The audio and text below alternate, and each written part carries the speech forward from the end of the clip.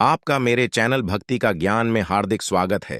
प्रिय भक्तगण, आज हम आपको एक कथा का श्रवण करा रही हूँ जो सुनने मात्र से आपके जीवन में सुख, संपत्ति और धन की वर्षा होगी। तो चलिए कथा को प्रारंभ करते हैं। माता पार्वती भगवान शिव से कहती है, प्रभु, मैंने देखा है कि पृथ्वी लोक में कुछ स्त्री और पुरुष अपने साथी के साथ प्यार और समर्पण से जीवन गुजारते हैं। अगर आप यह कहानी सुन रहे हैं तो पूरा सुनिए। इस कथा को आधा अधूरा छोड़कर जाने की गलती मत करिएगा, क्योंकि इस पवित्र कथा को पूरा सुनने से मनचाहा फल की प्राप्ति होगी। इसलिए इस कथा को पूरा सुने। आप शिव भक्त हैं तो भोलेनाथ का अनादर ना करें। कुछ स्त्री और पुरुष एक दूसरे के साथ रहकर अपनी खुशियां बांटते हैं, लेकिन कुछ सालों के बाद आपस में लड़ने लगते हैं। प्रभु, मैं यह जानना चाहती हूँ कि आने वाले जन्म में क्या होगा। फिर वह जोड़ी पति पत्नी के रूप में मिलेंगे कि नहीं, और साथ ही कुछ चर्चा भाग्य के बारे में भी करना चाहती हूँ कि जो कुछ भी भाग्य में नहीं होता, क्या वो किसी इंसान को मिल सकता है। भगवान शिव कहते हैं, पार्वती, मैं तुम्हारे मन की बात समझ गया। अब मैं तुम्हें एक छोटी सी कहानी सुनाऊंगा। इस कहानी को ध्यान से सुनो। इस कहानी को बड़े ही मन से सुनना, क्योंकि इस कहानी को सुनने से तुम्हें दो ज्ञान की बातें प्राप्त होंगी।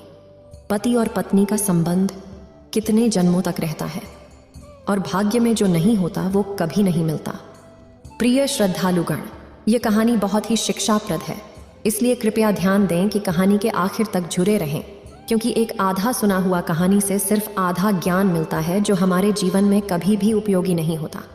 तो चलिए हम कहानी की शुरुआत करते हैं। भगवान शिव ने पार्वती से कहा, एक समय की बात है, एक राजकुमारी थी जिसका नाम रूपमती था, जो पूरी तरह से चरित्रवान थी, जिसकी शादी एक चरित्रवान राजकुमार सौरभ के साथ हुई थी।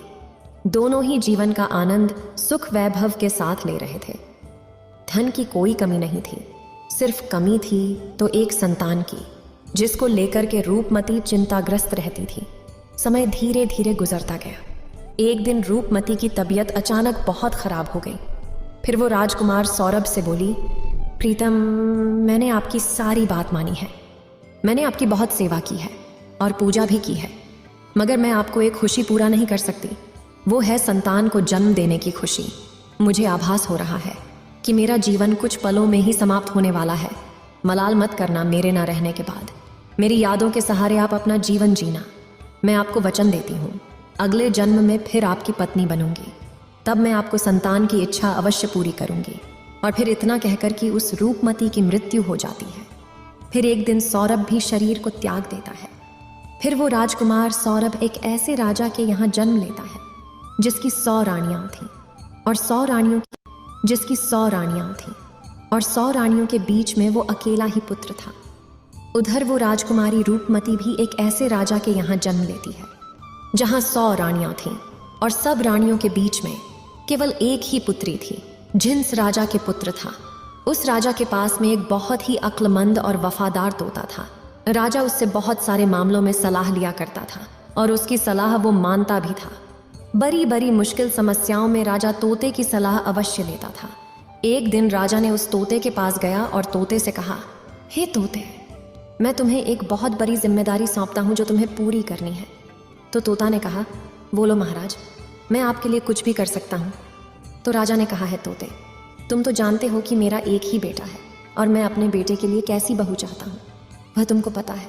तुझे मेरे लिए ढूंढ करके वैसी ही बहू लानी है। राजा ने उस तोते को अपने मन की सारी बात बता दी, बहू कैसी चाहता है। फिर राजा की बात को सुन करके वो तोता राजी हो गया, और फिर तोता ने राजा से कहा, महाराज, आप जिस तरह की राजकुमारी चाहते हैं, आपको जिस तरह की पसंद हो, आप एक पर्चा पे लिख करके और मेरे पैर में वो पर्चा बांध दो, और फिर आगे का काम आप मेरे ऊपर छोड़ दो। मैं वैसी ही राजकुमारी तलाश करके लाऊंगा जैसी राजकुमारी आप चाहते हैं। भगवान शिव बताते हैं कि पार्वती फिर तोते की बात सुनकर राजा ने एक पर्चा पर अपने पसंदीदा राजकुमारी के बारे में लिख दिया कि वह कैसी राजकुमारी चाहता है, और उस पर्चे को तोते के पैर में बांध दिया। अब तोता एक पड़ोसी देश में पहुंचा जहां बहुत तेज बरसात हो रही थी, इसलिए उसने एक जंगल में आश्रय लिया। वहां उसको एक पुराना खोखला पेड़ मिला, जहां उसने सोचा कि यह स्थान उसके आराम के लिए बहुत उपयुक्त होगा। जैसे ही तोता उस खोखले पेड़ में जाने के बारे में विचार किया, वहां से एक आवाज आई, तुम अंदर नहीं जा सकते, अगर तुम अंदर गए तो तुम अंधे हो जाओगे। फिर तोता ने इस डरावनी बात को सुनकर खोखले पेड़ में नहीं गया और वहीं पर एक झूला जिसका एक तार टूटा हुआ था वहां जाकर बैठ गया और वर्षा थमने का इंतजार करने लगा। बारिश बंद होने के बाद में उसी जगह एक मैना निकली और आकर तोते के पास बैठ गई। फिर दोनों बहुत देर तक बातें करते रहे। इस बीच तोते ने मैना को सारी बात बताई कि वो कहाँ जा रही है। फिर तोते की बात सुनकर के वो मैना कहने लगी, आज की हमारी मुलाकात बहुत ही अच्छी रही। और फिर वो तोते से आगे कहती है कि आप अपने मालिक के प्रति जीतने वफादार हैं। मैं भी अपने मालिक के प्रति उतनी ही वफादार हूँ। आप अपने राजा के बेटे के लिए एक ऐसी राजकुमारी की तलाश कर रहे हैं जो उसके अंदर सभी गुण हो। तो मैं भी अपने राजा की बेटी यानी राजकुमारी के लिए ऐसे राजकुमार की तलाश में निकली हूँ जिसके अंदर सारे गुण हो। फिर वो तोता कहने लगा कि हमारे राजा का कहना है कि हम ऐसे घर की राजकुमारी लाएंगे जिस राजा की 100 रानियां होनी चाहिए, क्योंकि हमारे राजा को भी 100 रानियां हैं। तोता ने मैना से यह कह दिया। मैना कहती है, अब हम आपकी बात समझ गए हैं, क्योंकि आपके राजा के पास भी 100 रानियां हैं और हमारे राजा के पास भी 100 रानियां हैं। आपके राजा के पास केवल एक राजकुमार है और हमारे राजा के पास केवल एक राजकुमारी है। आपके राजा का राजकुमार भी सर्वगुण संपन्न है और हमारे राजा की राजकुमारी भी सर्वगुण संपन्न है। तोता को अपने मन की बातें बताई और वहां पर तोता ने राजकुमार की पसंद की बातें सुनाई।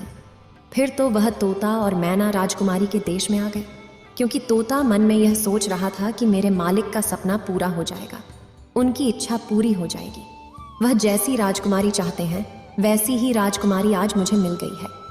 इस प्रकार जब तोता और मैना उड़ते हुए राजकुमारी के महल में पहुंचे तो महल के एक नौकर ने उनको देख लिया। तो उन्होंने राजा से जाकर बताया कि महाराज, आपने मैना को जिसका कार्य के लिए भेजा है उसने आपके साथ में बहुत बड़ा विश्वासघात किया है। वो राजकुमार की तलाश में कहीं पर नहीं गई, वो तो एक तोते के साथ घूम रही है। मैंने तोते के साथ घूमते हुए अपनी आंखों से देखा है और आपकी बात तो पूरी तरह से भूल गई है। आपकी आज्ञा का उसने उल्लंघन किया है। इस प्रकार राजा को क्रोध आ जाता है और वो तोता और मैना को दोनों को मारने का हुक्म देते हैं। तोता और मैना को यह बात जानकारी हो गई कि राजा हमें मरवाना चाहता है। यह बात तोता और मैना को समझ में आ गई और फिर मैना तोता से कहा, हमारी जान इस जगह पर खतरे में है, हमें जल्दी इस स्थान से दूर भाग जाना चाहिए। इससे पहले कि राजा हमें मार दें तब हमें यहाँ से भाग जाना चाहिए। हमें जल्दी से इस स्थान को छोड़ देना चाहिए, वरना हम दोनों बिना बात के मर जाएंगे, जैसे कि राजा ने तय किया है। इसके बाद जब तोता और मैना ने सोचा कि वे इस स्थान से दूर जाने वाले हैं तो वे बहुत दूर उड़ कर चले गए। जब राजा के सिपाहियों ने बहुत देर तक खोजते रहे पर वे नहीं मिले, फिर सैनिक वहां से वापस आ गए, क्योंकि उन्हें लगा कि तोता और मैना दूर भाग गए होंगे। अब इधर तोता और मैना ने कुछ दिनों तक इंतजार किया ताकि लोग उनकी बातों को भूल जाएं। फिर कुछ दिनों बाद तोता और मैना वापस महल आए और आकर के तोता राजा के दाएं घुटने पर और मैना राजा के बाएं घुटने पर आकर के बैठ गए। फिर तोता मैना ने राजा से पूछा, आप हमको क्यों मारना चाह रहे थे? हम तो आपके वफादार हैं, आपके महल के नौकर हमसे जलते हैं, इसीलिए उन्होंने आपसे हमारी बुराई की। हम दोनों तोता और मैना बड़ी शान वाले उन राजाओं के नौकर हैं जो अक्लमंद भी है और अमीर भी हैं। हमने आपके साथ में हमेशा वफादारी की है। तोता और मैना अपने मन की बात बताते ही और कहते हैं कि दोनों राजाओं के यहाँ पर 100 रानियां हैं। उनमें से एक के केवल एक बेटा है और दूसरे राजा के केवल एक बेटी है, जबकि वे राजाएं कभी भी एक दूसरे को नहीं मिले थे। एक राजा को एक ऐसी बहू चाहिए थी जो दूसरे राजा की बेटी जैसी हो और दूसरे राजा को एक वैसा ही दामाद चाहिए था जैसा कि दूसरे राजा का बेटा हो। हम महाराज आपके दोनों दरबारों के नौकर हैं। हम भगवान की कृपा से आपके राज्य के बाहर एक जंगल में मिले थे और अब हम आपके पास इस अच्छी खबर के साथ आए हैं। तोता और मैना ने राजा को समझाया और उन्होंने अपनी मनोबल से राजा को खुश किया। तभी तो तोता ने राजा की ओर अपना पैर बढ़ाया, जिस पर एक पर्चा था जिसमें राजकुमार की पसंद लिखी थी। राजा ने पर्चा पढ़ा और बहुत खुश हुए। पहले उन्हें तोता और मैना पर विश्वास नहीं था, फिर दोनों का एक साथ देख करके राजा को तोता मैना पर विश्वास हो गया। फिर राजा ने तोते के पैर से राजकुमार की सही तस्वीर निकाली और अपनी रानियों के पास में भेज दी और कहा, ये तस्वीर देख करके बताए कि राजकुमारी के लिए ये राजकुमार कैसा है। क्या सभी रानियां राजकुमार को पसंद करती है या नहीं? कुछ दिन बीत गए। पर तस्वीर वापस नहीं आई। राजकुमारी को वो तस्वीर बहुत ही पसंद आई और फिर वो राजकुमारी उस राजकुमार की तस्वीर को अपने हाथ में ही लिए रखती थी। खैर, कुछ दिनों के बाद में रानियों की तरफ से जवाब आया कि राजकुमार सबको पसंद है, अब उसकी शादी जल्दी ही हो जानी चाहिए, क्योंकि राजकुमारी तो राजकुमार को देखे बिना ही फोटो से पसंद कर ली है। राजा ने तोते से कहा कि तुम अपने राजा के पास यह संदेश पहुंचा दो कि एक राजकुमारी ने पसंद कर लिया है और वह चाहता है कि वे 4 महीने के भीतर शादी के लिए आ जाएं। तोते ने अद्भुत आदर के साथ राजा को प्रणाम किया और फिर अपने देश की ओर उड़ गया। जब उसने अपने राज्य में पहुंचा तो तोते ने राजा को अपनी यात्रा की सारी कहानी बताया। राजा ने खुशी खुशी सुना और मन ही मन सोचने लगा कि आज मेरा सपना पूरा हो गया, और वह राजकुमारी को अपने बेटे के लिए पा लिया। इसके बाद राजा ने तुरंत इस शानदार मौके को शानदार तरीके से मनाने के लिए आदेश दिया। राजकुमार के लिए राजा ने सबसे उत्कृष्ट और विशेष कपड़े बनवाए, घोड़े के लिए शानदार आसन बनवाए गए। एक सीक्रेट बताओ, आशीर्वाद आटा में एक चीज मिसिंग है, मैदा। ये 100% आटा और 0% मैदा है। पैक स्कैन करो, क्वालिटी सर्टिफिकेट खुद चेक करो। आशीर्वाद आटा 100% आटा और 0% मैदा, लिख के ले लो। राजकुमार के लिए राजा ने सबसे उत्कृष्ट और विशेष कपड़े बनवाए, घोड़े के लिए शानदार आसन बनवाए गए और सिपाहियों के लिए नए और विशेष वेशभूषा बनवाई गई। बहुत सारे तरह की भेंटें जैसे अनमोल हीरे जवाहरात, बढ़िया कपड़े, मुश्किल से मिलने वाले फल, कीमती मसाले और बढ़िया किस्म के इत्र आदि इकट्ठा किए गए। हर चीज को याद करके राजा ने इकट्ठा किया। महीने जल्दी ही गुजर गए। इतनी तैयारियों में समय कब निकल गया पता ही नहीं चला। शादी की कुछ दिन पहले ही राजकुमार का पिता बीमार पड़ गया और वो मर गया। अब परिवार वालों के लिए यह एक बहुत ही बड़ा धक्का था। राजकुमार को अपना शादी टालना पड़ा, क्योंकि ऐसे समय पर शादी के लिए राजकुमार का जाना अपने पिता का अपमान जैसा करना दिख रहा था। फिर जैसे ही राजकुमार के पिता की मौत का अफसोस का समय बीता, फिर राजकुमार तोते के साथ में राजकुमारी के साथ में शादी करने के लिए निकल पड़ा। उधर राजकुमारी का राज्य कोई ज्यादा दूर नहीं था, इसीलिए राजकुमार तोते के साथ में बहुत जल्दी पहुंच गया और फिर राजकुमार ने अपना डेरा राजकुमारी के महल के पास वाले बगीचे में डाल दिए। अगर राजकुमार उस बगीचे में ना गया होता तो अच्छा होता, क्योंकि वहां उसका तोता मर गया। उस बगीचे के माली ने उस तोते को मार दिया, क्योंकि वो तोता एक खजूर पर बैठकर खजूर को तोड़ रहा था और राजकुमार की तरफ उस खजूर को फेंक रहा था। ये बात माली को रास नहीं आई और उसने तोते को मार दिया। फिर जैसे ही राजकुमार के पास यह मुश्किल आई, उसके कुछ देर बाद ही उसने सुना कि राजकुमारी के पिता ने अपनी बेटी की शादी उसके साथ करने से इनकार कर दिया, क्योंकि उसका पिता मर गया था। अब बगीचे में डेरा डालने के कुछ दिन बाद ही राजकुमारी अपनी पालकी में बाहर जा रही थी तो इत्तेफाक से वही रास्ता उसके सामने आया जिस रास्ते पर वो बगीचा था। उसने बगीचे पर नजर डाली तो वहां राजकुमार को देखा। फिर राजकुमारी उस राजकुमार को पहचान गई, क्योंकि उसकी तस्वीर अभी भी उसके पास में थी। उसने उस समय तो कुछ नहीं कहा और अपनी पालकी ढोने वाले कारों को वापस चलने के लिए कहा, क्योंकि राजकुमारी को अपना प्रेमी मिल गया था। उसी समय उसको सब कुछ बहुत अच्छा लगने लगा। शाम को खाने के समय राजकुमारी ने अपने खाने में से आधा खाना खाया और बचा हुआ आधा खाना राजकुमार की तस्वीर के साथ में राजकुमार को भेज दिया। उसने अपनी नौकरानी से कहा कि वो राजकुमार से कहे कि वो उस खाने को खा ले और अगर वो ना खाए तो उसमें अपनी उंगली घुसा दे। नौकरानी ने वैसा ही किया। राजकुमार ने खाना नहीं खाया तो नौकरानी ने उसको खाने की प्लेट में उंगली घुसाने के लिए कहा। जब उसने प्लेट में रखे चावल में अपनी उंगली घुसाई, उसने सोचा कि राजकुमारी मुझसे प्यार करती है। ऐसा सोचकर वह अपने हाथ चावल में मिलाए और एक पत्र राजकुमारी के लिए लिखकर उसे नौकरानी के द्वारा भेज दिया। फिर जब राजकुमारी ने वो पत्र पढ़ा तो उसके मन में राजकुमार से मिलने की इच्छा उत्पन्न हुई। उसने रात को अपना घोड़ा तैयार करवाया और उस बगीचे की ओर चल पड़ी जहां पर राजकुमार ठहरा हुआ था। तभी राजकुमारी ने कहा, मैं तुमसे बहुत प्यार करती हूँ और इसीलिए मैं छिपकर तुम्हारे पास आई हूँ। मेरे पिता मुझे तुमसे शादी करने की इजाजत नहीं देंगे। चलो अपना घोड़ा तैयार करो और मुझे अपने साथ अपने राज्य ले चलो, जहां हमारा कोई कुछ नहीं बिगाड़ सकता। तब राजकुमार और राजकुमारी दोनों ही घोड़े पर सवार होकर के राज्य से बाहर की तरफ चल दिए और वो एक ऐसे स्थान पर जा पहुंच गए जहां पर उनकी जान बहुत बड़े खतरे में पड़ गई। वो जीस नगर में पहुंचा। उस जगह पर एक जादूगरनी रहती थी। उसकी भी एक बेटी थी। जैसे ही उसकी बेटी ने राजकुमार को देखा तो जादूगरनी की बेटी उस राजकुमार से प्रेम कर बैठी और उससे शादी करने की सोच ली। अब वो जादूगरनी मन में सोचने लगी कि शादी राजकुमार के साथ कैसे होगी। फिर उसने एक तरकीब सोची। फिर वो जादूगरनी की लड़की अपने मन में विचार करने लगी, आखिरकार मेरी शादी इस राजकुमार के साथ कैसे होगी। फिर उसने एक तरकीब सोची और अपनी माँ जादूगरनी से राजकुमार और राजकुमारी को अपने घर खाने के लिए बुलाने के लिए कहा और फिर अपनी बेटी की बात को मान करके उस जादूगरनी ने राजकुमार और राजकुमारी को अपने घर खाने के लिए बुलाया। जब राजकुमार और राजकुमारी उस जादूगरनी के घर जाकर खाना खाने गए तो जादूगरनी ने राजकुमार को एक कमरे में बुलाया और उसके गले में एक लठ का फंदा डाल दिया। जब फंदा डाला गया तो वो राजकुमार, जो पहले एक इंसान था, एक भैंस के रूप में बदल गया और फिर दूसरे दरवाजे से जादूगरनी ने उस भैंस को घर से बाहर ले जाकर एक सुरक्षित स्थान पर बांध दिया।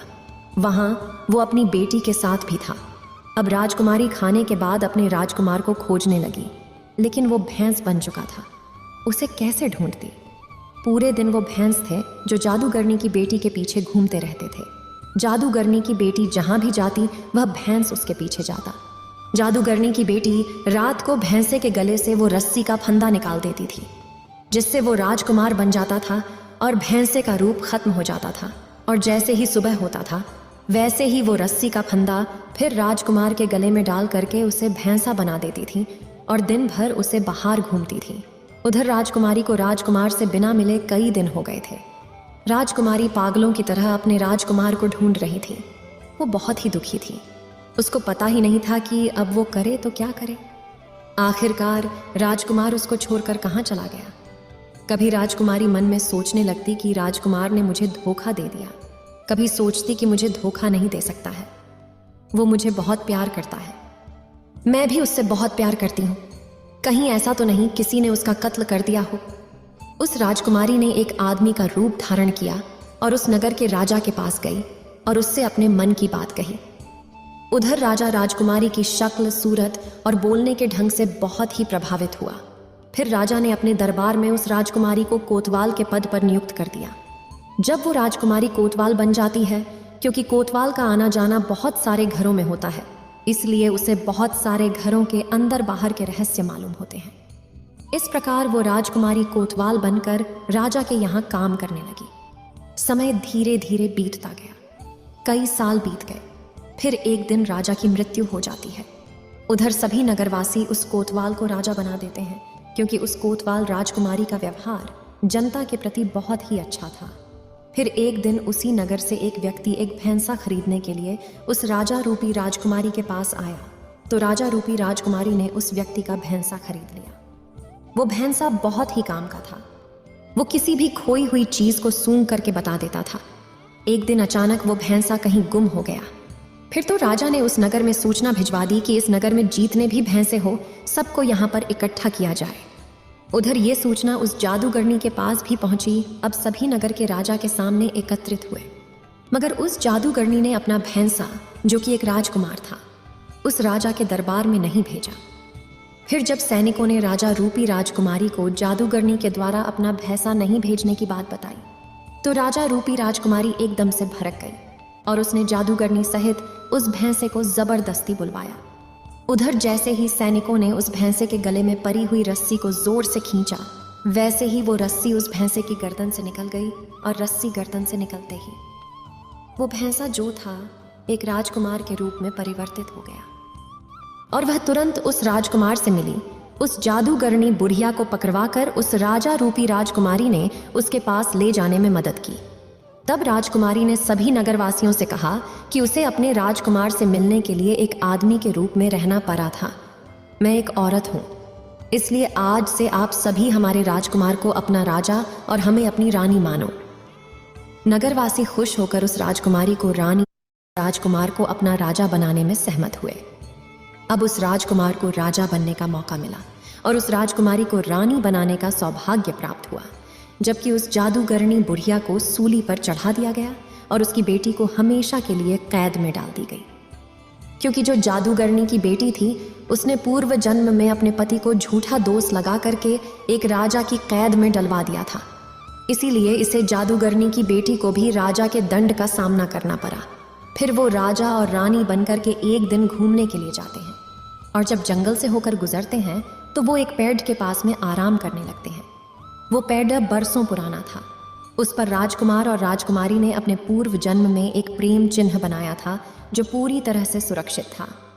फिर तो उस राजकुमार और राजकुमारी की नज़र जैसे ही उस प्रेम चिन्ह पर पड़ती है तो एकदम से दोनों को अपनी पुराने जीवन की सारी गाथा याद आ जाती है।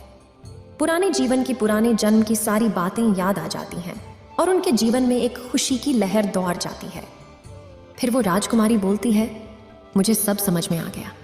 मैं आपसे बहुत प्यार करती थी, आप भी मुझसे बहुत प्यार करते थे। मैंने आपकी बहुत सेवा की थी।